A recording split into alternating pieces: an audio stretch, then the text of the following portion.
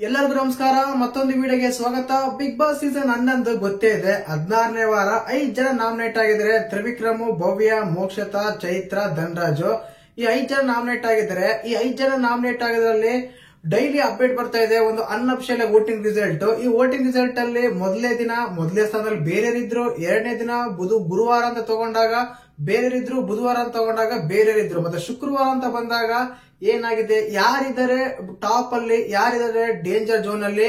ಮುಖ್ಯವಾಗಿ ಗುರುವಾರ ಎಪಿಸೋಡ್ ಆದ್ಮೇಲೆ ವೋಟಿಂಗ್ ರಿಸಲ್ಟ್ ಅಲ್ಲಿ ಯಾವ ರೀತಿಯಾದ ಬದಲಾವಣೆ ಬಂದಿದೆ ಅಂತೆಲ್ಲ ಮಾತಾಡೋಣ. ದಯವಿಟ್ಟು ಚಾನಲ್ ಯಾರು ಹೊಸ ನೋಡ್ತಿದ್ರೆ ಮಿಸ್ ಮಾಡಿದ್ರೆ ಸಬ್ಸ್ಕ್ರೈಬ್ ಮಾಡಿ, ಲೈಕ್ ಮಾಡಿ, ಶೇರ್ ಮಾಡಿ. ಖಂಡಿತವಾಗ್ಲೂ ನಾನು ಯಾವಾಗ್ಲೂ ಹೇಳ್ತೀನಿ, ಈಗ್ಲೂ ಹೇಳ್ತೀನಿ, ಕಾಮನ್ ಆಡಿಯನ್ಸ್ ಎಪಿಸೋಡ್ಗೂ ಚೇಂಜ್ ಆಗ್ತಾ ಇರ್ತಾರೆ. ಫ್ಯಾನ್ಸ್ ಅಂತ ಬಂದಾಗ ಅವ್ರು ಏನೇ ಮಾಡಿದ್ರು ವೋಟ್ ಮಾಡೇ ಮಾಡ್ತಾರೆ. ಈ ರೀತಿಯಾಗಿರುತ್ತೆ. ಮತ್ತೆ ಗುರುವಾರ ಎಪಿಸೋಡ್ ಆದ್ಮೇಲೆ ಯಾರಿಗೆ ಫೇವರಿಸಮ್ ಸಿಕ್ತು, ವೋಟಿಂಗ್ ನಲ್ಲಿ ಜಾಸ್ತಿ ಹೈಲೈಟ್ ಆಗಿತ್ತು, ಹೈಕ್ ಸಿಕ್ತು ಅಂತೆಲ್ಲ ಮಾತಾಡೋಣ. ಹೇಳಿದೆ ನಾನು ಮೊದಲೇದಾಗಿ 5 ಜನ ಅಂತ. ತ್ರಿವಿಕ್ರಮ್, ಮೋಕ್ಷತಾ, ಭವ್ಯ, ಧನರಾಜು, ಚೈತ್ರ ಇಷ್ಟು ಜನ ನಾಮಿನೇಟ್ ಆಗಿದ್ದಾರೆ. ನಾನು ಯಾವಾಗ್ಲೂ ಹೇಳ್ತಾ ಇರ್ತೀನಿ, ಬಾಟಮ್ ಅಲ್ಲಿ ಈ ವಾರ ತಗೊಂಡಾಗ ಖಂಡಿತವಾಗ್ಲೂ ಚೈತ್ರಕ್ಕನೇ ಇದ್ದಾರೆ. 5 ಜನದಲ್ಲಿ ಬಾಟಮ್ ಅಂತ ತಗೊಂಡ್ರೆ 5ನೇ ಸ್ಥಾನದಲ್ಲಿ ಚೈತ್ರಕ್ಕ ಇದ್ದಾರೆ.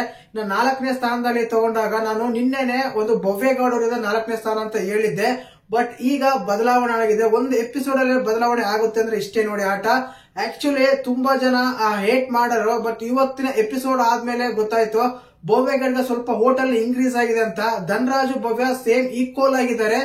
ಯಾರು 4 ಯಾರು 3 ಅಂತ ಹೇಳಕ್ಕೆ ಆಗಲ್ಲ. ಆ ರೀತಿ ಇದ್ದಾರೆ. ಇಬ್ರು ಸೇಮ್ ಪ್ಲೇಸ್ ಅಲ್ಲಿ ಇದ್ದಾರೆ ವೋಟ್ ರಿಸಲ್ಟ್ ಅಂತ ತಗೊಂಡಾಗ.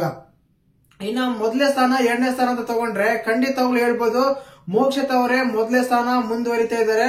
ನಮ್ಮ ತ್ರಿವಿಕ್ರಮ್ ಅವರು 2ನೇ ಸ್ಥಾನಕ್ಕೆ ತೃಪ್ತಿ ಪಟ್ಟಿದ್ದಾರೆ. 2% ವೋಟಿಂಗ್ ಲಿಸ್ಟ್ ಅಲ್ಲಿ ಹೆಚ್ಚು ಕಮ್ಮಿ ಆಗ್ತಾ ಇದೆ.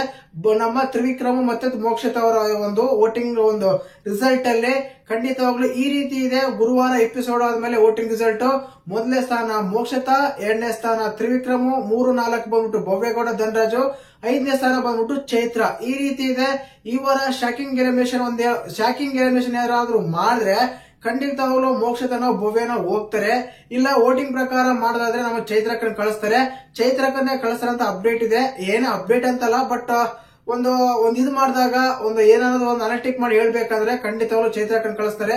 ಕೋರ್ಟ್ ಅಲ್ಲಿ ಬೇರೆ ಏನೋ ಕೆಲಸ ಬೇರೆ ಇದೆ, ಅದು ಬೇರೆ ಈ ಸೀಸನ್ ಅಲ್ಲಿ ತುಂಬಾ ಇದಾಗಿದ್ದಂದ್ರೆ ಚೈತ್ರಕ್ಕನೇ. ಆದ ಕಾರಣ ಇನ್ನೊಂದು 2 ವಾರ ಇದೆ. ಇನ್ನೊಂದು ವಾರ ಇರುತ್ತೆ, ಆ ಕಡೆ ವಾರ ಫೈನಲ್ ಇರುತ್ತೆ. ಆದ ಕಾರಣ ಇನ್ನು ಅವರ ಅವಶ್ಯಕತೆ ಇರಲ್ಲ ಅಂತ ಅನ್ಸುತ್ತೆ ಬಿಗ್ ಬಾಸ್ ಟೀಮ್ಗಾಗ್ಲಿ ಕಲರ್ಸ್ ಕನ್ನಡಗಾಗ್ಲಿ.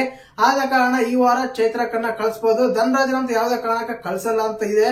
ನೋಡೋಣ. ಕಲರ್ಸ್ ಕನ್ನಡ ಅವರ ಒಂದು ಕೈವಾಡ ತುಂಬಾನೇ ಇರುತ್ತೆ. ವೋಟಿಂಗ್ ಗಿಂತ ಜನರ ಅಭಿಪ್ರಾಯಕ್ಕಿಂತ ಅವ್ರ ಕೈವಾಡ ತುಂಬಾನೇ ಇರುತ್ತೆ.